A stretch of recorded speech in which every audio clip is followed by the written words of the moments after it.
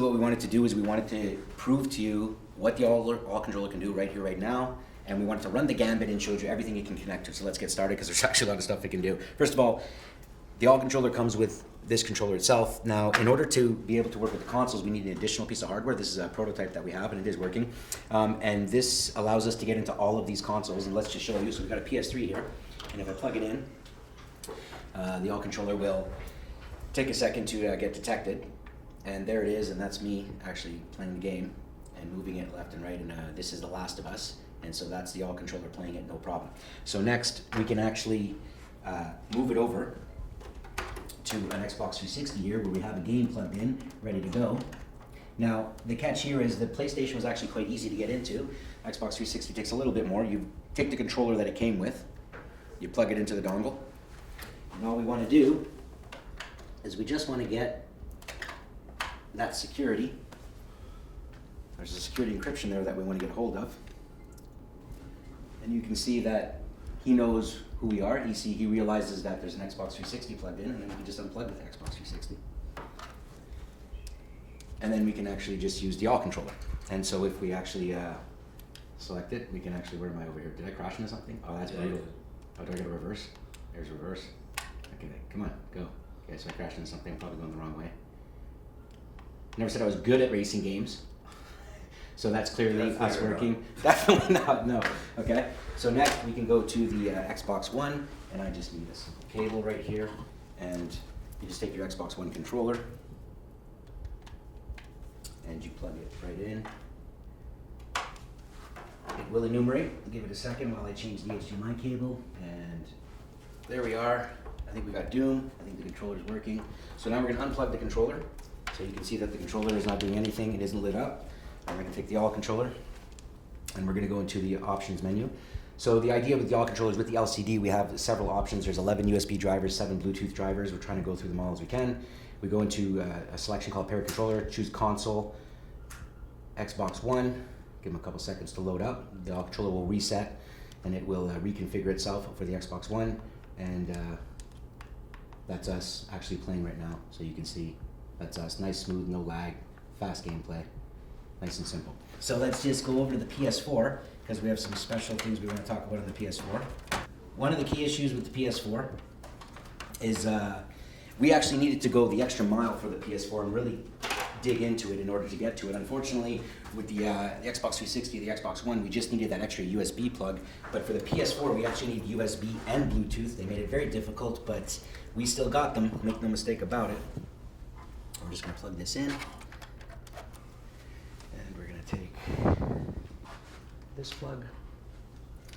And I want you to know that you don't actually have to do all of this. And I want to explain something to you while this is loading and going through its enumeration process.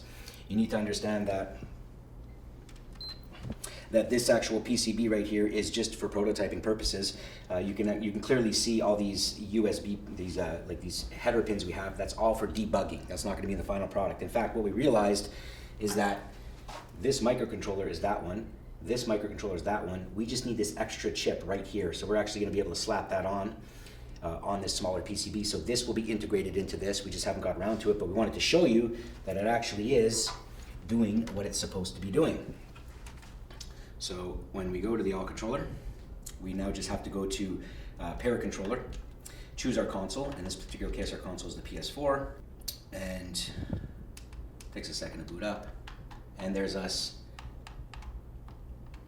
on the PS4, and we can play a whole bunch of games. We've got this game Witness up here where we can play, and it shouldn't be a problem. So that's pretty much the all controller working on all of the consoles as you saw. Like I said, this is just a prototype, a proof of concept. The good news about this prototype is it's also going to help us get into the Wii U, and the Switch, because they use Bluetooth, and that's why we had to build that prototype. So now, let's move around over here to what we've got, which is we've got tablets and a PC and a Mac. So first we'll start with this simple iPad right over here. The beautiful thing is with the iPad, we don't need actually anything. Now I want to be clear about something. Right now, we do not have MiFi support, although we are part of the MiFi program. And we figure it's going to take a couple of months for Apple to give us the nod and the go-ahead. But until then, we can actually... Hey, Sean, you want to play the game? Yeah. No, I don't. Okay, so so actually, what we what we're going to do right now is we can show you, we can actually still play iCade games and other games that have keyboard support. And so if we go and we choose it, it paired no problem, we're good to go. And we can actually select the game, and that's me controlling the game, no problem. Nice and simple. So that's that. Next, we want to show you the Mac, which we feel is really important. So we've got several options with the Mac that we can do. Now, with Mac, we can go into Paracontroller. There's gamepad drivers, there's joystick drivers, but in this particular case, this is one of the reasons that we actually designed the AllController, is this is Portal, the original Portal, and when they ported it over to Mac, they kind of screwed up the gamepad driver, and it doesn't work very well, so we weren't happy with it. So one of the things we did was we loaded a mouse and keyboard driver onto the AllController, and we did this so that explicitly so we could actually play Portal, as you can see, right? And so that's why we did it, so that we could actually play this game, which was very important to us. And also, just to be clear, so that you realize we're not trying to pull a fast one on you, I've got my dongle over here. The dongle also works wirelessly. And you just plug it into the Mac, it's perfectly fine. It'll find the AllController, it'll pair properly. And there we are working with the dongle, as we were with the with wired. So we're good there.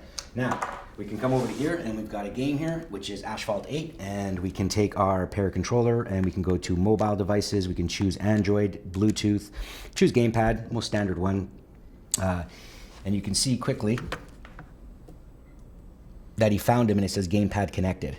And so you can clearly see we're in control of this. Press resume, and you can clearly see this is me playing the game, no problems. Life is good. Really fast, nice and simple. So it pairs very fast. It does exactly what it's supposed to do. Let me just pause the game here. Okay, so the final thing obviously is the Windows operating system, and we want to be clear on this. We can play any single game on Mac or Windows. Doesn't matter what it is. It doesn't matter if it has gamepad support or not. We can play them all. So we obviously have the wired possibilities, and we have the wireless. Now, somebody asked, and it's an important question, they thought that with this dongle, we only get Bluetooth. No, we have two wireless communication protocols on this, Bluetooth and a proprietary 2.4 gigahertz. So it has wireless X input, wireless gamepad, wireless joystick, plus it has Bluetooth joystick, Bluetooth gamepad, Bluetooth mouse, Bluetooth keyboard, it's got it all. So we can still use this to play all of these games. Now, one of the things I really like is obviously we can play all the games that a normal standard Xbox controller can play, but we have the option. Here's something that we found interesting. If you come over here and see on the screen, this is just an online emulator that we downloaded, and there's no problems here. And you can see there's a specific button mapping. And we already laid out the button mapping. This is the other strength of the AllController, is that it has actually the ability to remap buttons and profiles, and we're going to go into one of the profiles that we made, and we made a profile called Mario, and we're just going to load it. And on the mouse settings, we're actually just going to turn off the mouse because this game doesn't actually use a mouse. And that's pretty much it. And then when we go to the game, and we just load the game, you can actually see that that's me actually playing the game. Let me move the mouse cursor for you. And that's actually me playing the game. And so you can play any online emulator, any emulator whatsoever, and we map to the buttons according to these instructions. Otherwise, with any other controller, we would have to download another piece of software, but it was already built into the AllController.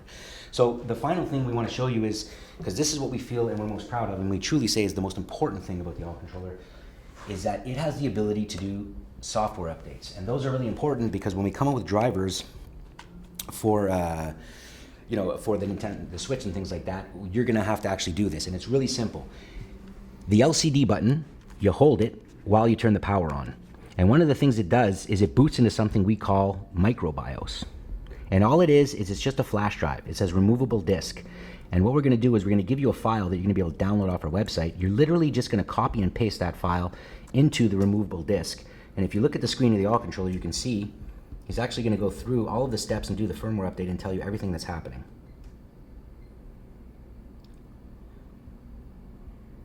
And we're done, firmware update complete. And then you just turn the power off, you turn it back on, and you've got a normal AllController working just as you did before. So that's actually how we're gonna do the firmware updates. So that's the gist of what we have so far. We're obviously working on Switch development, Nintendo Wii U, Switch development, and of course any other consoles that come out that we think are worth getting into.